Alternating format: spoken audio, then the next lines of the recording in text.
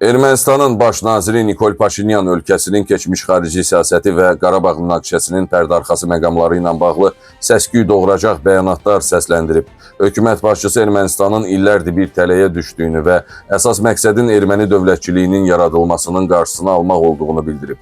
Paşinyanın sözlərinə görə Qarabağ məsələsinin həlli çərçivəsi hələ 1996-cı ildə Lissabon sammitində müəyyən olunmuşdu və əslində o vaxtdan məsələ artıq həll olunmuş hesab olunurdu.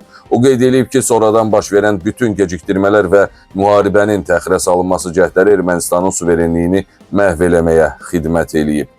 Biz çox tez başa düşdük ki, Ermənistan tələyə düşüb və bizim vəzifəmiz ölkəni bu vəziyyətdən çıxarmaq idi.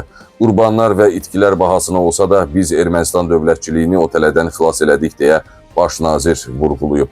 Paşinyan həmçinin əlavə edib ki, 2018-ci ildə hakimiyyətə gələndə qarşılaşdıqları senari Ermənistanın suveren bir dövlət kimi deyil, müxtəlif mərkəzlərdən nəfəs almaq üçün icazə alan bir banan dövləti kimi qalmasını nəzərdə tuturdu.